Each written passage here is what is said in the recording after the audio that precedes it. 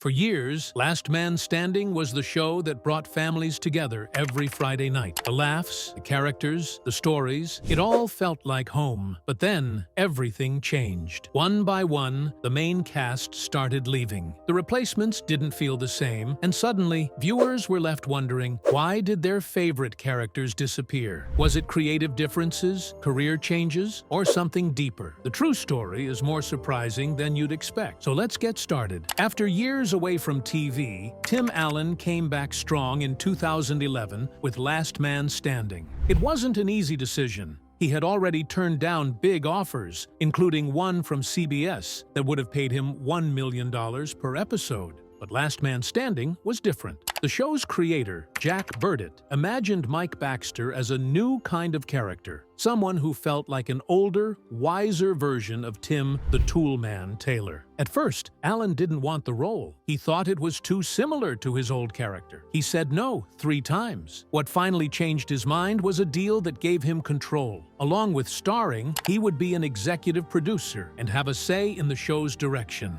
This freedom would later play a big role as the show touched on political topics. ABC had big plans for the show. They wanted it to feel like a modern version of All in the Family. The idea was to have a conservative main character whose views would be challenged by his family. They put the show on Friday nights, a tough time slot, hoping Tim Allen's popularity would draw viewers. It worked. When it premiered in October 2011, 13.2 million people tuned in, making it ABC's biggest comedy debut since 2004. Even in its first season, it dominated its time slot and was especially popular with viewers aged 18 to 49. This was a big deal for a Friday night show, which is usually a hard slot to succeed in. Over 6 seasons, the show kept strong ratings, averaging over 8 million viewers per episode. That's why it shocked so many people when ABC canceled it in 2017. And even more shocking was the departure of the main cast. In the first season of the show, Alexandra Krosny played Kristen Baxter, the eldest daughter of Mike Baxter. Kristen was a young single mom who had her son, Boyd, at just 17. She worked as a waitress and lived with her parents while trying to balance her life. Viewers loved how Krosny made Kristen feel real. She had a mix of sass and heart, making her funny but also relatable.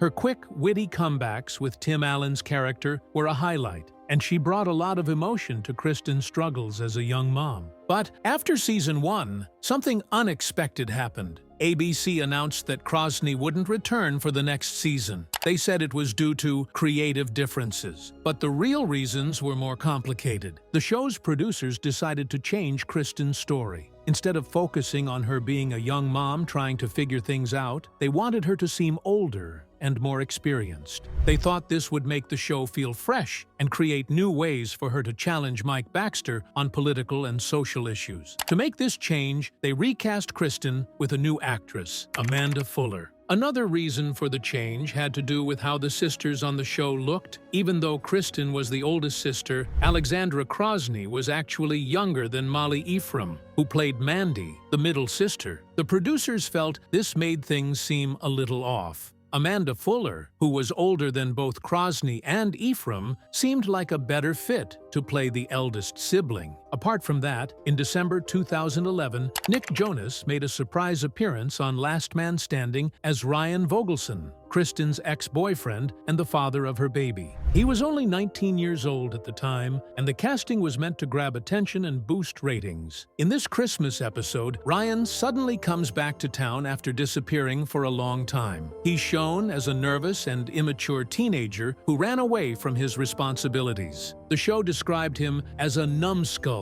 who got Kristen pregnant. Jonas's version of Ryan was simple and not very developed, but his appearance caused quite a buzz among viewers. Things changed when Tim Doyle became the showrunner in season 2. He wanted Ryan to be more than just a deadbeat dad. Doyle decided to turn Ryan into a smarter, more complex character who could challenge Mike Baxter's strong conservative views. The plan was to make Ryan a regular character with deeper connections to the Baxter family. But even Doyle couldn't keep this character. In 2012, Jordan Masterson took over the role of Ryan. Masterson, known for his role on Greek, brought a completely new version of the character to life. His Ryan was smarter, more mature, and politically outspoken. He wasn't just a scared teenager anymore. He was now someone who could argue with Mike about big ideas like politics and values. This change gave Ryan a lot more depth and made him an important part of the show. Over time, Ryan's character grew even more. He went from being a struggling dad to running his own cannabis business, Best Buds. In later seasons, the show had fun with Ryan's success, showing how he unknowingly started acting like a capitalist, something that Mike found hilarious. In May 2017, fans of Last Man Standing were shocked when ABC announced it was canceling the show. It wasn't just any show, it was one of ABC's biggest hits, with over 8 million viewers and strong ratings. People expected it to return for another season, especially since it was doing so well on Friday nights. But instead, the cancellation came out of nowhere. The timing made it even more surprising. Just 2 months earlier, Tim Allen, the show's star, had caused a stir on Jimmy Kimmel Live. He joked that being a conservative in Hollywood felt like living in 1930s Germany. Many wondered if that had anything to do with the network's decision. ABC's president, Channing Dungey, said it wasn't about politics. She claimed the network wanted to stop airing comedies on Fridays and focus on fantasy and sci-fi shows instead. But for fans and even the cast, it felt like a slap in the face. The cast didn't hide their emotions. Tim Allen went on Twitter and said he felt stunned and blindsided by the cancellation. Nancy Travis, who played his TV wife, Vanessa, shared her heartbreak with fans and thanked them for sticking by the show. Hector Elizondo, who played Ed, hinted in an interview that politics might have played a role in the decision.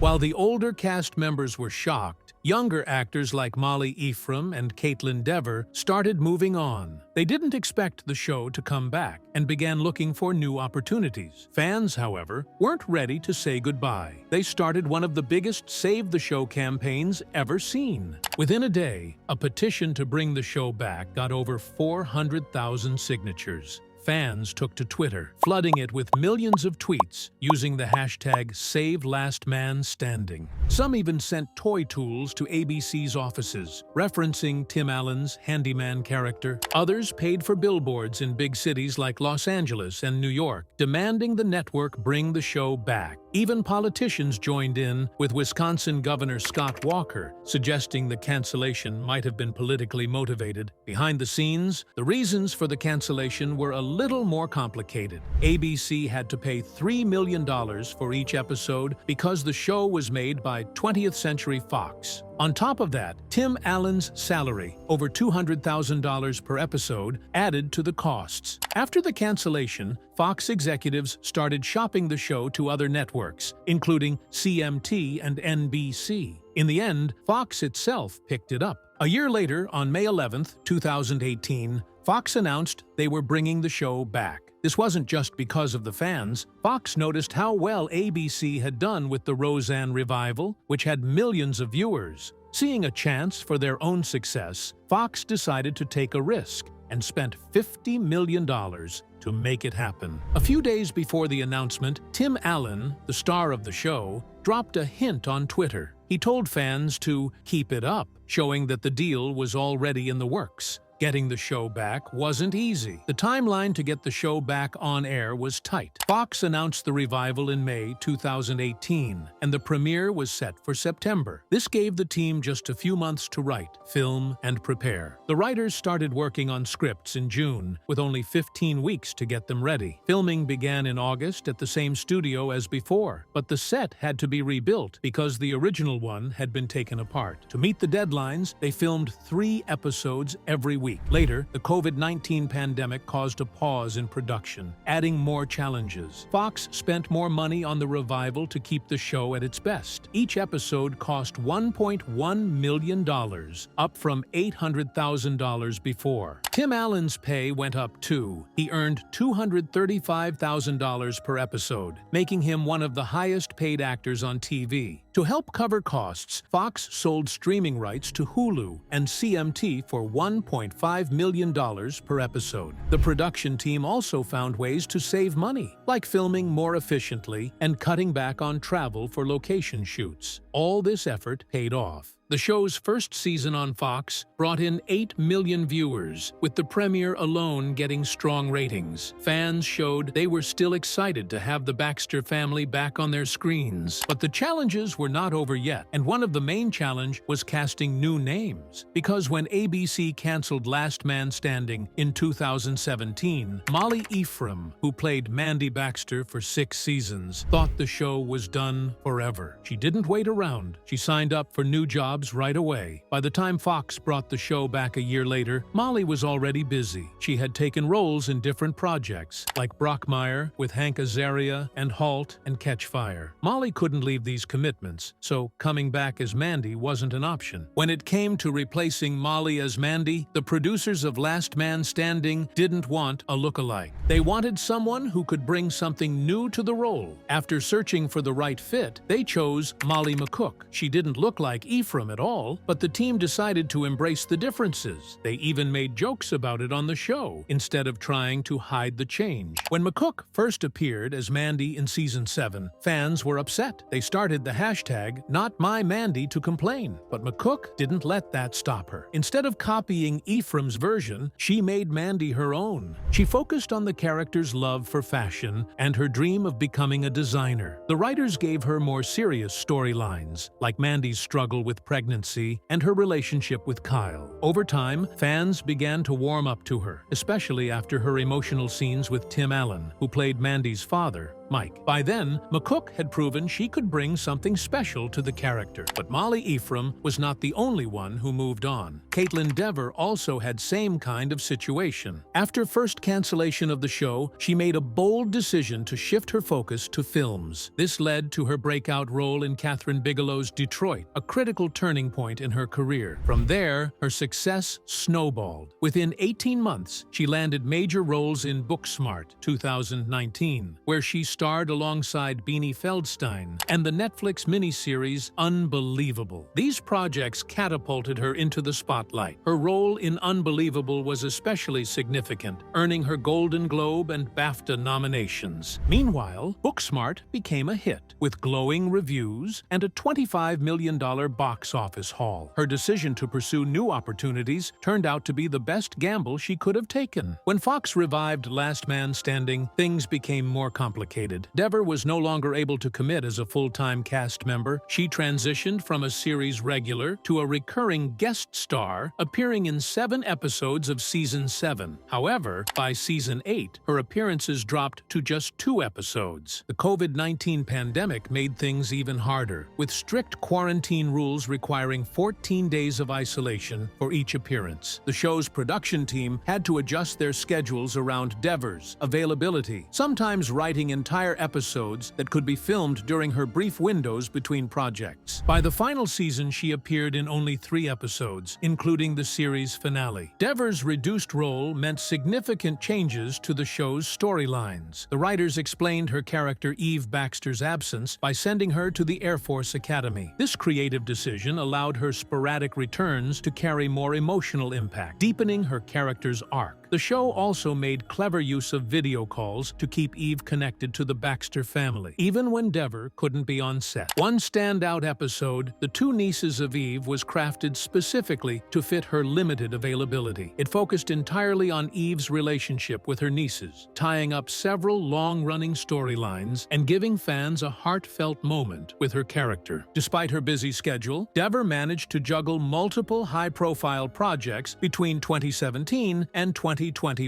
She starred in Dopesick alongside Michael Keaton, took on a role in Dear Evan Hansen, and recently landed the part of Abby in HBO's The Last of Us Season 2. Her commitments were so demanding that Last Man Standing had to abandon plans for 2 of her episodes in Season 8 due to scheduling conflicts. Still, Debor remained loyal to the show that helped launch her career. In May 2020, Fox announced that Last Man Standing would end with its 9th season. Even even though it was still very popular. The show averaged 8.3 million viewers per episode, making it Fox's second highest-rated comedy. Fans were surprised because the show had strong ratings and loyal viewers. Producer Kevin Abbott shared that they had already started planning for a 10th season. One big idea was to have Amanda Fuller's character, Kristen, take over Outdoor Man and rename it Outdoor Woman. This change would have focused on how the family business evolved over time and explored themes of generational change. The writers also wanted to bring back fan-favorite guest stars like Jonathan Taylor Thomas and Richard Karn for storylines that tied into their earlier appearances, making it even more exciting for longtime fans. As the final season approached, Abbott revealed that Fox executives wanted a big event to make it special. At first, Abbott wasn't interested. He felt the show worked best when it focused on small, family-centered stories. But then, writer John Haller came up with an idea that got everyone excited, bringing back Tim the Tool Man Taylor from Home Improvement. This sparked discussions about how the two shows could connect. Over the years, the team had considered other crossover ideas, like creating a shared universe where they explained what happened to all the Taylor family members from Home Improvement. However, these ideas were always complicated to pull off, involving legal challenges and negotiations between multiple studios. Some exciting ideas never made it past the planning stage. One idea was to do a Tool Time reunion special within the Last Man Standing universe, bringing back the entire Home Improvement cast. Another idea had Mike Baxter discovering he was distantly related to Tim Taylor, which would have created a fun storyline about their family trees connecting. The writers even planned a Christmas special that would unite cast members from both series, but scheduling conflicts and legal rights issues made it impossible. When they finally decided to bring Tim Taylor into the show, it wasn't easy. Since Disney owned the rights to Home Improvement, it took a lot of back-and-forth negotiations. Abbott revealed that the crossover wasn't officially approved until the day before the script reading. He even threatened to move forward without Disney's permission to get things moving. Tim Allen, who played both Mike Baxter and Tim Taylor, had some conditions. He wanted Tim Taylor's character to be treated respectfully and given a proper reason for being in Colorado. The writing team rewrote the episode 3 times to satisfy everyone, including the original Home Improvement creators. Tim Allen went the extra mile to prepare. He rewatched episodes of Home Improvement to get back into character and make sure Tim Taylor and Mike Baxter felt like two different people. The final episode included subtle nods to Home Improvement, like references to Wilson and Tool Time, and even explained what happened to Tim Taylor after the original series ended. This crossover became one of the most memorable moments of Last Man Standing's final season, tying together two beloved shows in a way that thrilled fans.